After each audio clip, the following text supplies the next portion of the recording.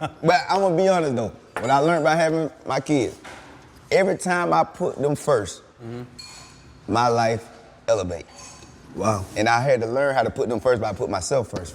Because I had to put me first. Put you first. I had to put me first, because I feel like you only can love somebody as much as you love yourself.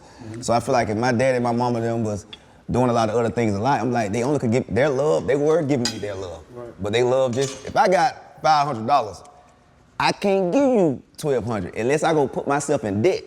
And I feel like when you borrow your debt from yourself, that's what create anxiety, stress, which allow diseases to be more prone in your body. So I feel like you only can love somebody much you love yourself. And once I start putting myself first, getting into the word and all this, I learned how to put my kids first, and that's when my life elevated. And I feel like my parents, I don't have nothing against them because they didn't know. They was trying. I remember my mom, some months before she passed, she was trying everything to find that. She was going to church and everything, but she didn't know the only thing you had to do is put yourself first. I have a different mentality though. Okay, share with me yours. I don't ever put my kids first. Right, and it's different. I've been with my wife since I was 18. So we've been with each other since we was kids. And how old were you when you got married? Yeah, I was 26 when I got married. Okay, so you started 18 and got married? 18, 8 years together. So y'all had a beautiful opportunity to just be friends for a while. Yeah.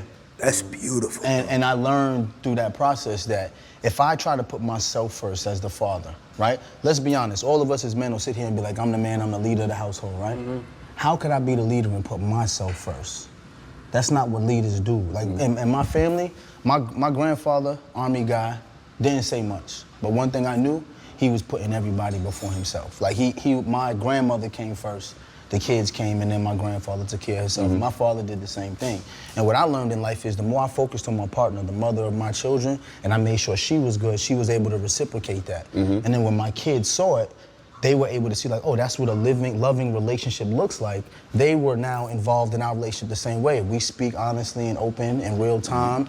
Any issues my kids have, they have the confidence to come to me because they've seen that their mom can come to me and I'm not gonna be like, it's a safe space. So it's a safe space. Wow. So for me, I'm gonna go ahead and say it before we start debating about it. Both of these gentlemen are correct. Both of their viewpoints are correct, right? You have one man coming from an unmarried viewpoint. He's not married. He doesn't have his soulmate. He doesn't have his life partner yet, right? He has children from multiple women. So in his viewpoint, he had to learn to love himself, right? He had to learn to heal from his trauma. He had to learn, because like he said, he came from the streets. So he most likely dealt with some trauma. So he had to heal himself first. He had to heal and take care of him in order to be able to pour that love back into his family, back into the women in his lives, back into his children. And when he started to pour into himself, you see the results. And we all know I'm a big advocate for healing and putting yourself first in order to heal, right? When you're dealing with trauma, when you're dealing with things in your life, it's very important to put yourself first. It's very important to make sure that you water yourself, that way you can water your family. Now this gentleman, the married gentleman, is coming from a different viewpoint. He's coming from a viewpoint of a man who saw his grandfather love on his grandmother and take care of the house in a certain way. He's a man who grew up watching his father love his mother in a certain way. So he's coming from a viewpoint where he already loves himself. His trauma is not as much as the other man's trauma, right? Because he's seen mother and dad married, loving household. He's seen his grandfather and his grandmother loving household. So he's coming from a different viewpoint.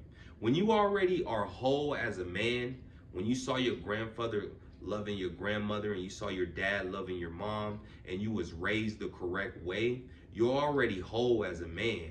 You already have that confidence as a man. You're healing. You have one man whose wounds might be real big. He got some big wounds. And you have another man who might have a few scratches. So his healing journey is going to be very different, right? He already has that confidence in himself as a man. He already has his cup full as a man, right?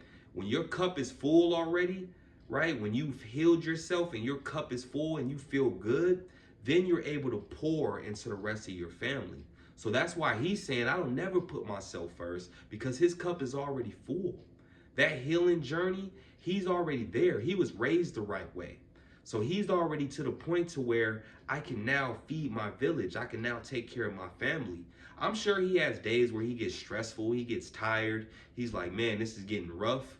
But when you raise the correct way and you don't have all that trauma upon you, you're able to flourish better. You're able to make sure that your family flourishes better. So shout out to both viewpoints. It's a good conversation to have. I don't want people debating about, oh, this is the right way to do it, this is the wrong way to do it. There is no debate. Both of these gentlemen are correct. They're both handling their situations differently, but they're going about it the right way. You have one gentleman who had to heal himself first in order for him to prosper and take care of his family. You have another gentleman who was already healed because he was raised the right way, so he didn't suffer as much trauma as the other gentleman did. So he was able to lead by example for his family. So both are the correct way. Again, I'm an advocate for putting yourself first, but that's when you have those deep wounds. That's when you have that trauma. Once you heal yourself, or if you never went through trauma, or if you feel that your cup is already full, you're already the man that you need to be, now it's time to pour into your family, pour into your children, pour into your wife. So both gentlemen are correct. I just thought that was a great conversation to have. Your dad was around? Yeah, my dad was around. Your mom and dad married? Yeah. You know what's beautiful about, because you know, me and you talk off camera. He doing the Yeah. same thing. And me and him cool, for real. And I realize what it is. If somebody come from that type of background, I feel like you a vessel to how a relationship should go. But see, I'm coming from the streets, so it's different.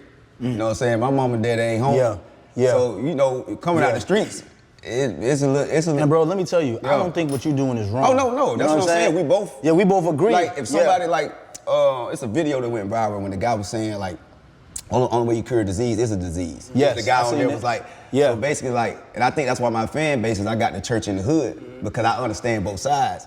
But I'm like, man, when you come from them streets, it's nobody never understand what that poverty in the streets. I'm gonna tell you why That goes back to what I was trying to say earlier. The love, was Lito. The love. The love, yeah. Our stories are different. Yes. But the love is still there.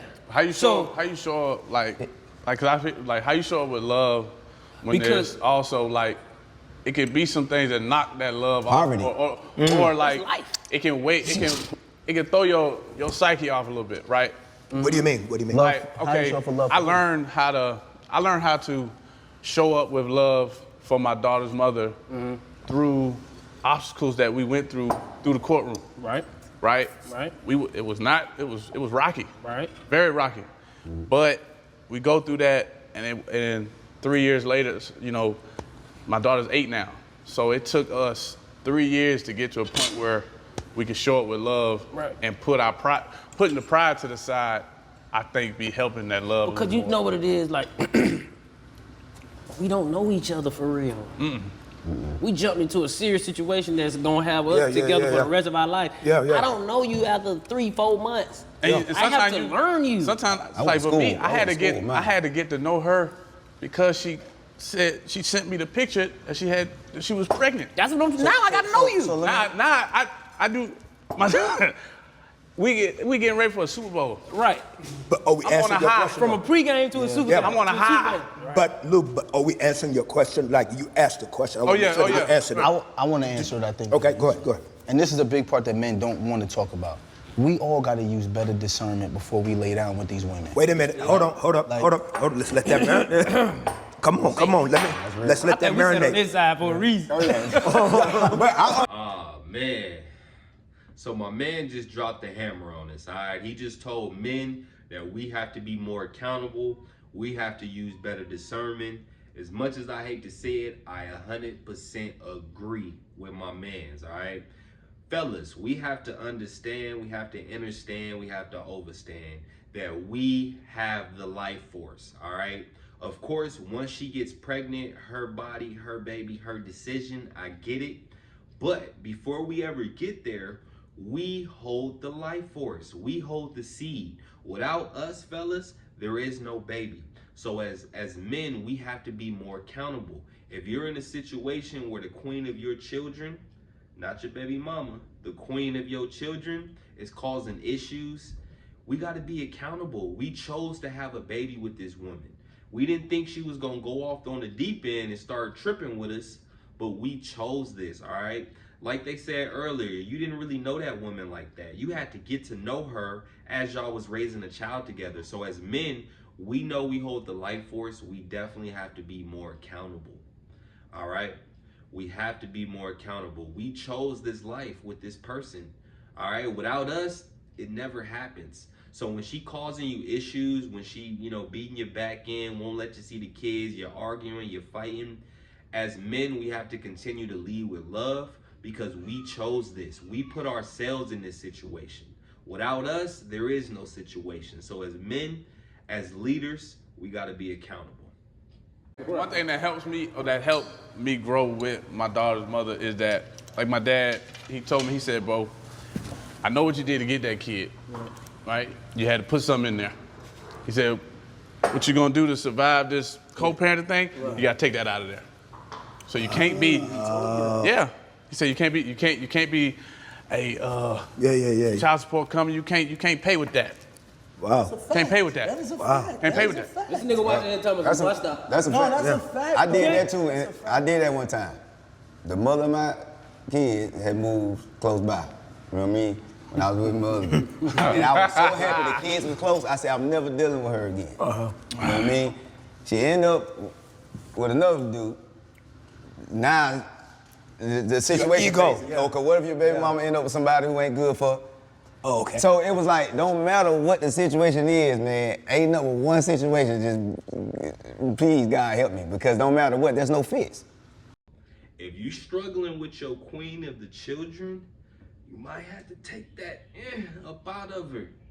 You can't be You can't be doing that. I remember OG told me that one day. I told him, about these problems I'm having with this woman. And I told him, like, I'm trying to convince him, like, man, I done broke up with her. I done left her alone, all that. He said, you still having sex with her? I said, well, yeah, I still every now and then, we argue. I don't have to, put that thing on her. He like, well, that's the problem. That's your issue. You can't be putting that thing in her and still on one hand you putting the thing in her and then on the other hand you saying you're done with her, you don't want to be with her. It don't work like that. So fellas, if you still hitting that, you might have to stop hitting that, man. That's a valuable lesson. That's some good game for you.